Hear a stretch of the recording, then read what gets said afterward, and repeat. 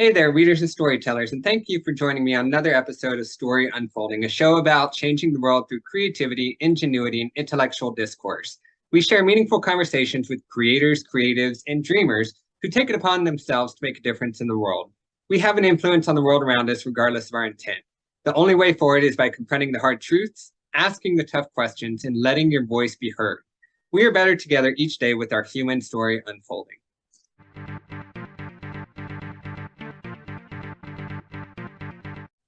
Now, I am pleased to have Noel Opava here with me today. She attended a small town church in the deep South where manipulation and cult practices took place, which inspired the psychological aspects in the secrets we carry. There's a long intro that I was going to give her, but that is enough to open it up. I am very excited to have Noel here today, and I can't wait to get into her life experiences in this wonderful book that you can see behind me. So Noel, thank you so much for joining us. And why don't you tell us a little bit about yourself? Thank you for having me.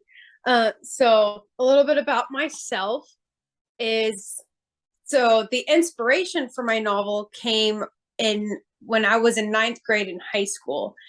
And I was raised by my single father. We moved around a bunch. I've never lived anywhere for more than 3 years at a time. And he got orders to go to Afghanistan. So then I moved with my mom in South Carolina, where we attended a pretty run-of-the-mill Southern church, like anti this, anti that, like, still pretty traumatic, especially if you're those anti things. But this youth pastor came in. He completely took over. The regular pastor let him railroad over him, and quickly it dissolved into a cult before anybody was aware what was happening. Wow. And you were in ninth grade, you said? Yes.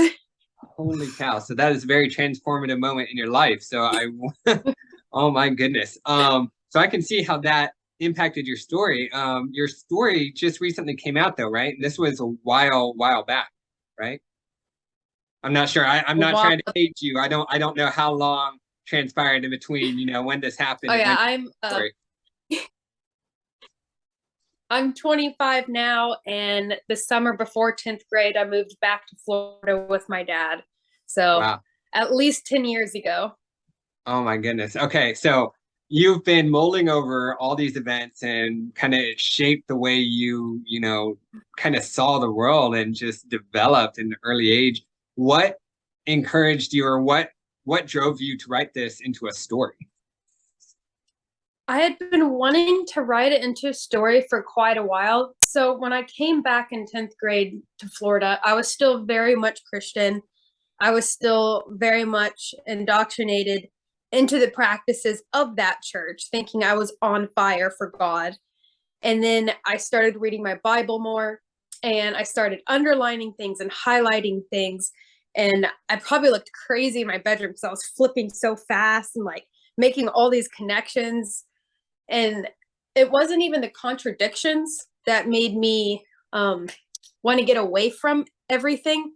It was the fact that God would do certain things that I myself found a bit immoral, and that I didn't want to be a part of something that would send people who were good people to hell just because they didn't believe. Gotcha. Okay. And then putting it into a story, was it your intent to try and raise awareness, or was it just from an entertainment fictional standpoint that you wanted to write this?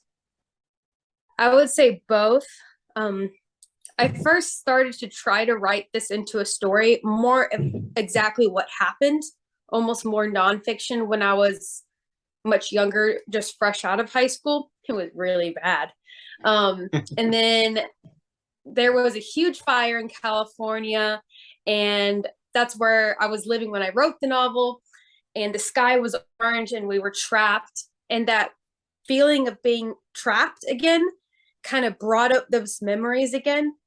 And I heard a song by Flying Lotus about a fire coming when I was at a music festival. And that moment when I was at that festival and the huge light show was happening, and it was going, fire is coming, and it was flashing these red lights at us. I had this like flashback and was like, oh, this needs to be a story.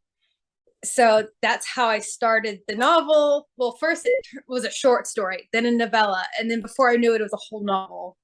And I hope with it that I can raise awareness to other people who might have had a similar situation. And there are a lot of them. I didn't realize. So if you're familiar with TikTok, this is how I found Noelle. She makes some amazing videos. So I encourage you to go follow her. I'll have all her links down below. But she makes some hilarious videos about these experiences, and some not so hilarious. I mean, they're real things. It's jarring. But the way she presents it, it's very entertaining.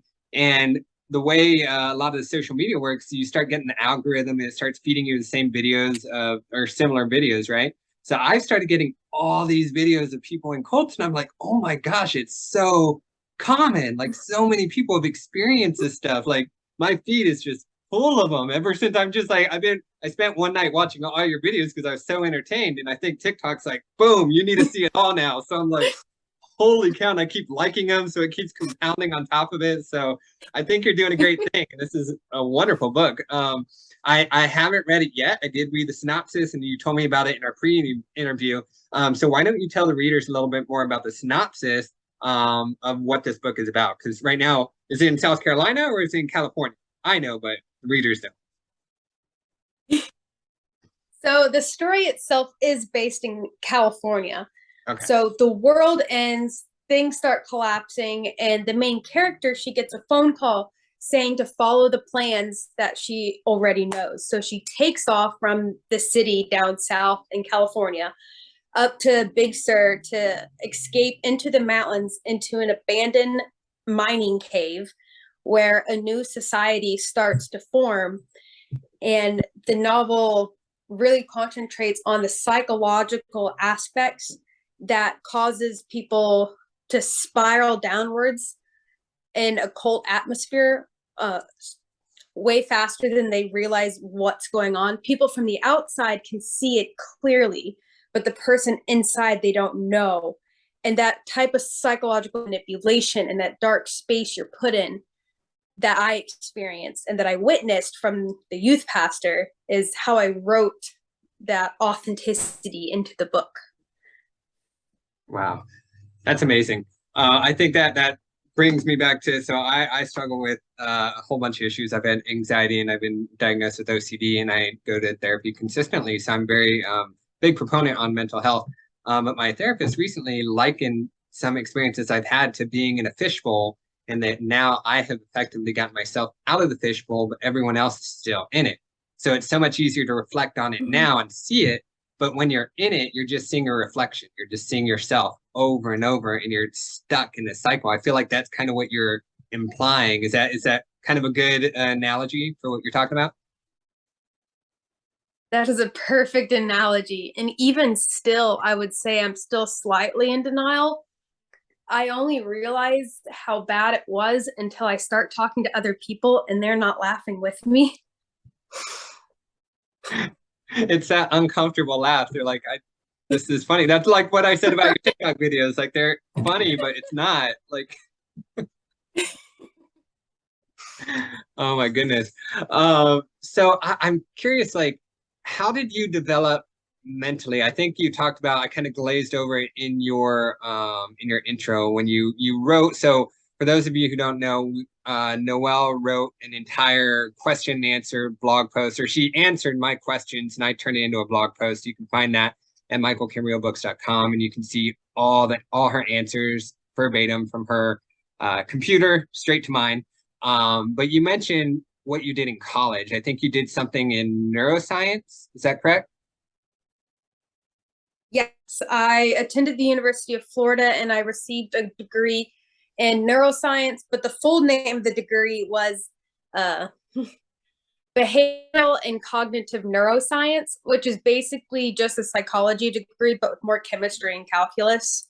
So there's also that aspect of knowledge that I have to add into this psychological cult thriller. Yeah, I have a feeling you chose that for a reason, right? You chose that degree program. And did it really kind of set you on a path of discovery and, wondering a little broader of what those impacts were on society as opposed to just you? 100%. Once I decided I didn't want to be a part of it anymore, I started really thinking. I had this giant purple chair in my bedroom in high school, and I remember just sitting in it for hours and hours on end, just sitting there and thinking. And then anytime an epiphany or a thought would come to me, I'd write it down. So it was my first spiritual awakening, is what I would say. Now, how did you put characters to your story? So you said you were thinking about doing nonfiction. Obviously, there's a lot of fictional components to it, given where you're writing, and there's also lived experience, also, obviously. But how did you start developing those characters, developing that world? So I'm just curious about your world building, I guess, is what I'm asking. Like, how did you turn those real experiences into characters? And I'm assuming there's supporting and main characters, and then there's a plot, and there's this whole dystopian world that you created. Like, what went into that development? So there, for the manuscript, there was no planning. I sat down at my desk. At that time, I was in a little cabin facing the ocean. I didn't have Wi-Fi or cell signal. And I started off with the first few lyrics of that Flying Lotus song.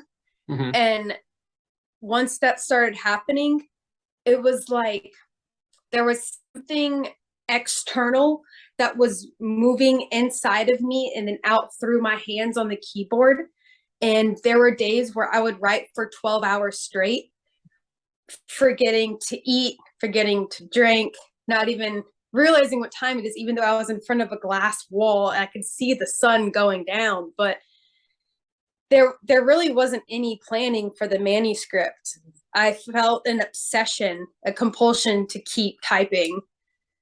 Like I was on Wow. the edge of my seat as I was writing, like, oh my God, this is happening. Like as I'm doing it, it was like I was reading somebody else's words, but they were coming through me. That's amazing. I love that feeling. I think what you're describing is something I've had a lot of authors have talked about, how their characters in the world really take a life of their own. And is that something you felt? 100% yes. At first, I was trying to come up with real characters that I had known, but then I felt like that wasn't the trajectory that I should go. And I let my favorite author, Stephen King, I was reading his book on writing, and his best advice was to be authentic to your characters. So if your character would do this, you have to let them do it. You can't try to control them. And once I let that happen, that's when the characters gain their complexity and their growth. Oh, wow. Whew, that just gives me chills thinking about it. Now, I want to ask about the cover. Did you do this yourself? Did you have someone help you? I did that myself. I'm also a digital designer. I paint and draw and do all of that. So I did design this cover myself, but it went through many trials, got a lot of inspiration from other people, a lot of advice. I had no idea how much work went into making a cover. Is there meaning behind it? Well, I mean, I'm So we sure there got the is. stalactite. So we have the stalactites and the stalagmites on the bottom to represent the cave. And then the tree itself is making a comment on God.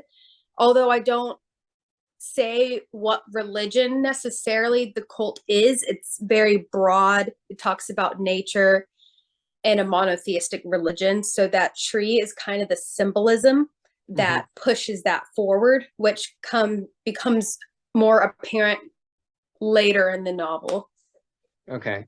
So I'm curious because I know you're mentioning your experience with the cult and how it was really a negative experience. I mean, it was manipulation and just it doesn't sound good in any way. But in your story, you're writing about a dystopian world where, bombs basically destroyed society. They're going and trying to rebuild society. Yet it's a cult, right? That's being built in place of the society. Is that Yes. correct? Okay. Okay. So Yes. where do we find like is basically like just this new world doomed to just just doomed? I mean, or is there are there is there a way forward or I don't know. I'm just I don't this sounds like a horrible world to be in. So as the world is ending, those people are trapped underground and they're cut off from any communication, their own identities. Soon they're given color coordinated outfits, they're given numbers, the lights never turn off in the so then their perception of time is distorted. So I'm trying with that to parallel what it's like to be in a church that becomes so extreme that you're cut off from the rest of the world, that you don't know how bad it is, but they're telling you it's horrible and you can save it if you're a soldier and you listen to me. Wow. Okay. That sounds very Ayn Rand like. Have you read Ayn Rand? I haven't. Oh, you definitely should. What's the book? I'm curious about you personally. What else do you do besides writing? So besides writing, I just finished a 10-month stint in my van doing the hashtag van life thing, where I just travel and I hike and backpack and go in the wilderness and I poop in a hole and I don't have running water. I That's when I'm the happiest. And then I'm also an artist, like I paint, draw, digital design. Yeah, that's how I would compass the other part of me that's not the author is nature and art. So where did you go when you were hashtag van life? So I've done several stints, I think maybe five, but this very last one was only California to Washington. So a lot of the Sierras, a lot of the mountains, and because it was in the summer, we tried to stay at 5,000 feet elevation or higher to try to get away from that heat. Okay. That's awesome. Where is your favorite place that you've been? Oh, that's hard. I would say it's a tie between Central Florida, like the swamps and the springs and the rivers, and Zion National Park in Utah, that southwest corner, and Big Sur, California. Okay. So I don't know about Florida. I love Florida because of Disney World, but I've had some experiences there where I was running from Hurricane Irene, I think. I was on Key West, and then I had to run all the way up the peninsula, running away in evacuation route. Then the last time I was there, I was camping. We saw this like 12-foot alligator like in a campsite or crocodile, and I'm like, nope, got my kids getting out of here. Had some experiences there. I haven't been to Zion, so I definitely want to pick your brain on that one. I got to go there. And then Big Sur, it used to be an ultra marathon. There used to be, not anymore. And I always wanted to do that marathon because it's like the hilliest marathon. So you've been to some amazing places. I think I'm gonna have you. Uh-oh, I see internet problems, but that's all right. So I'm gonna have you on my other channel. It's called The Caring Traveler, and I'd love to hear about your experience on the road and the stuff you did in a band. I would love that. Now, jiving us back real quick before we're gonna kind of bring this to a close, I want to talk a little bit more about, so you've had some pretty interesting life experiences. You've written this book, that talks about dystopian, it has a lot of dystopian themes, where society is crumbling. It's basically in this doom and gloom scenario. And it seems like there's no way out. And there's a lot of problems in the world today where you can see a lot of doom and gloom, a lot of feeling trapped, no way out. I'm curious, what are you most passionate about in terms of social issues? Mental health and nature.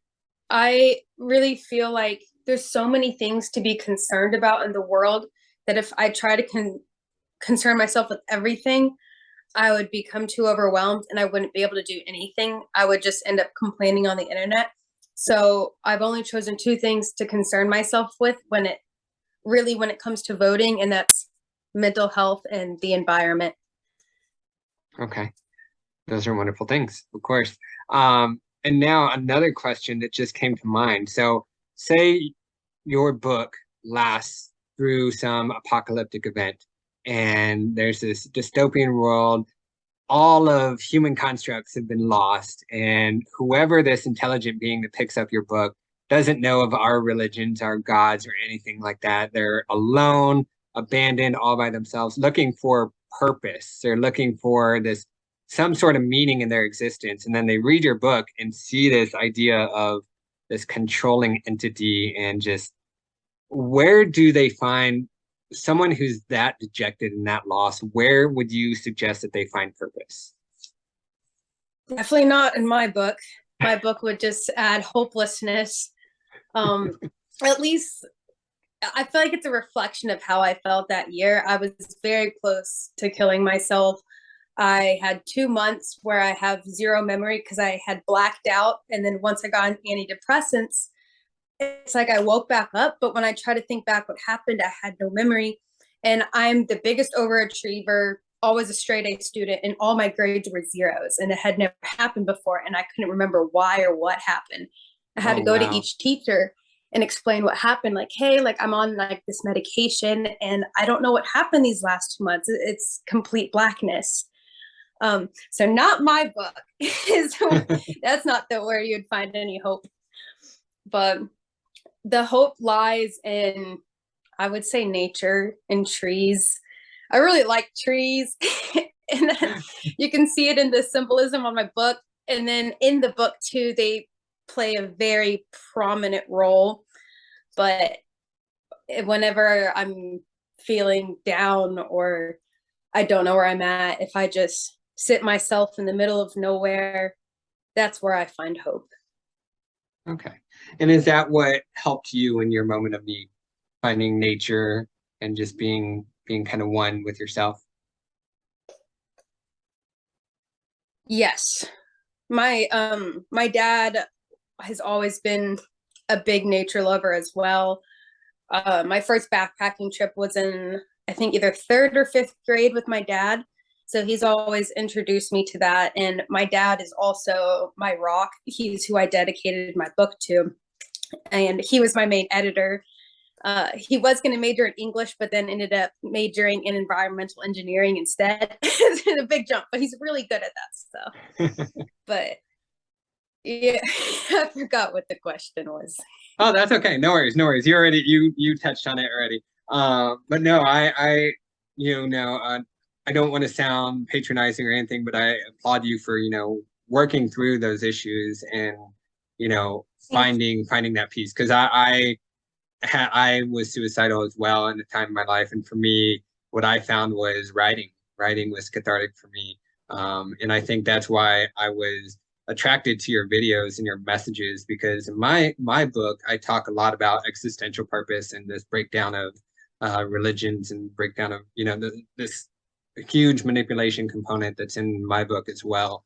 And I just your message really resonated with me, so I think I just want to applaud you for what you're doing and going out there and putting this out, because I'm sure there are many more who are looking at your stuff, looking at your videos, and need that, I guess, to not put in a religious term in a non-religious world, but communion, to find that, community, and that just fellowship, I guess, with people who, have experienced similar things. So.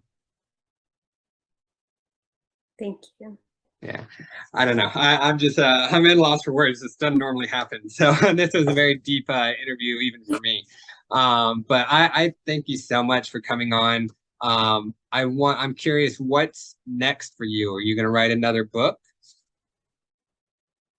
Yes, I have a new book coming out in March.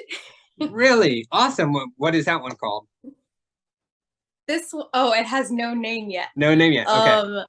It's like a Western. It's like historical fiction, but it's more of a psychological thriller.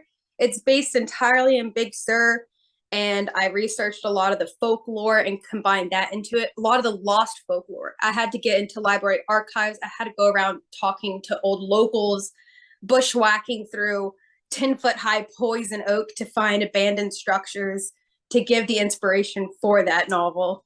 Oh, wow. That sounds amazing. I would I, say it's one of those books where it's like where nature is one of the main characters. that's amazing. I will definitely have to check it out. If you need a beta reader, that's Thank something you. else I do. So I will exchange information with you.